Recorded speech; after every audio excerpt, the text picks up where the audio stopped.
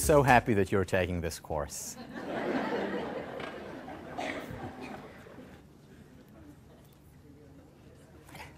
The second time when I taught this class, which was a good few years ago, I had a little bit of a scare.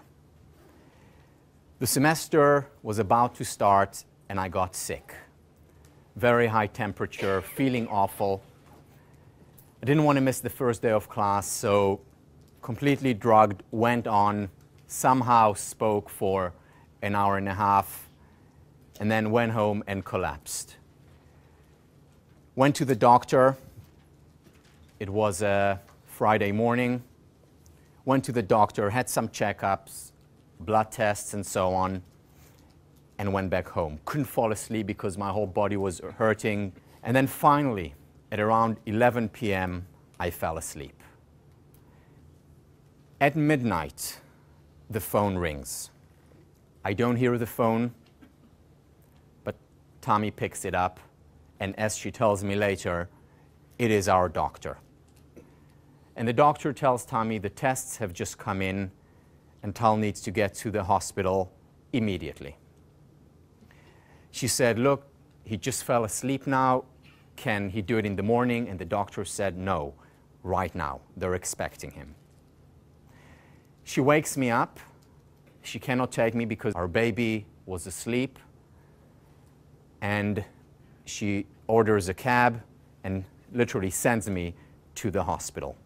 On the way to the hospital from Cambridge to Boston, I look out the window at the river, at the university, and I can't help but thinking, what if?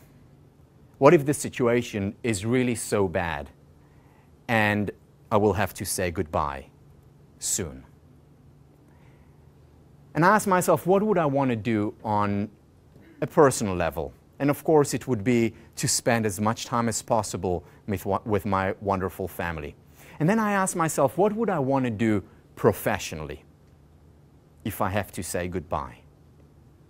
And the one answer that came up was I would like to put together a coherent course in positive psychology and to pay it forward. That was the one answer that came up. And today, I want to tell you why. Why it was so important for me to communicate the ideas of positive psychology to others. Why do I think positive psychology matters and is so important? Now, do you want to hear the rest of the story or should I just... So I went to the hospital, had checkups the whole night, and then at around 11 a.m. they told me it was a false alarm, it's just a virus, you'll be fine. And 4 days later, I was standing in front of the class and taught another course in positive psychology. And this is what I want to do right now, more than anything else in the world. Why is positive psychology so important? Why do we need a science of happiness?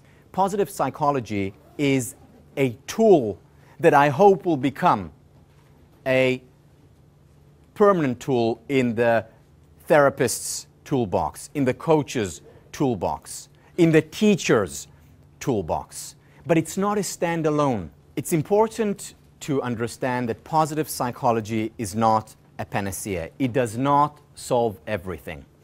So positive psychology can be a good add-on to the traditional therapies that we have, the traditional approaches that we have.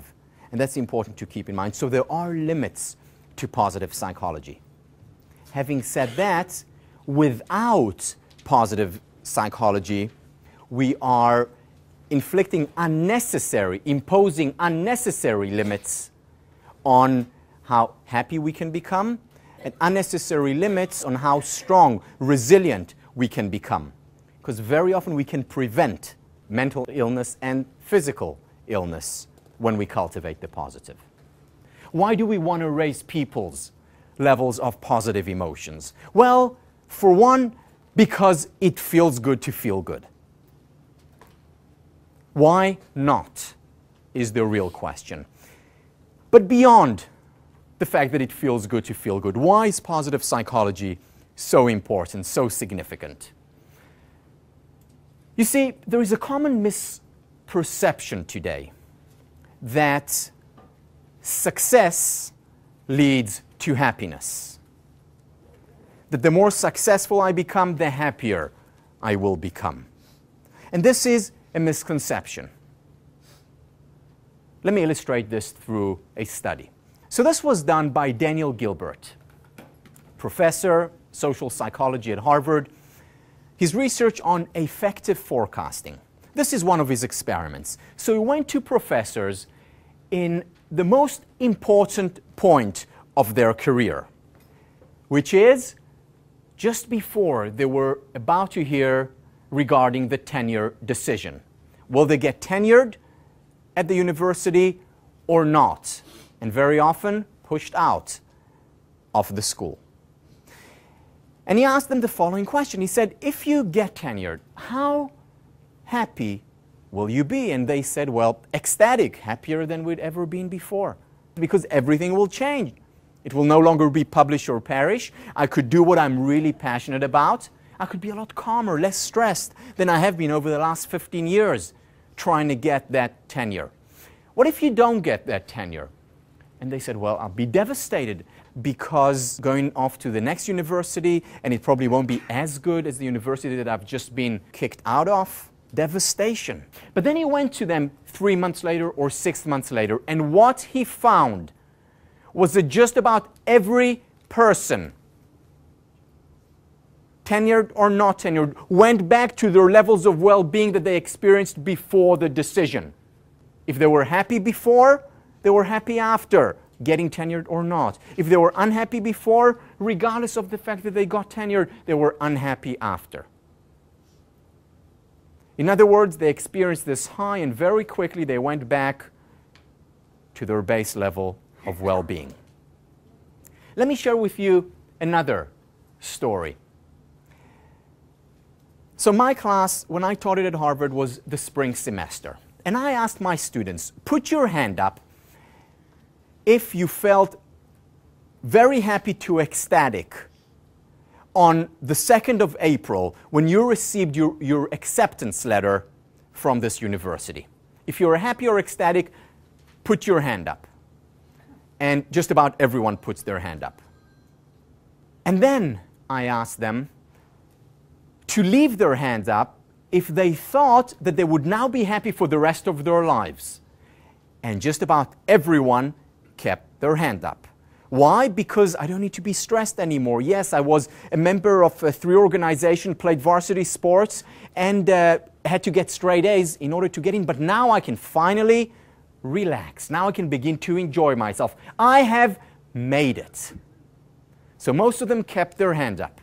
And then I asked them to keep your hand up if today you're still happy. And just about everyone puts their hand down. We have a misperception, misunderstanding. We believe that success will lead us to happiness, when in fact, what it does, it leads us to a temporary high. And very quickly we go back to where we were before. Now, positive psychology, the science of happiness, as we'll talk about in this lecture and the next few lectures, is about raising that base level so we can enjoy more happiness. But success in and of itself is not the way.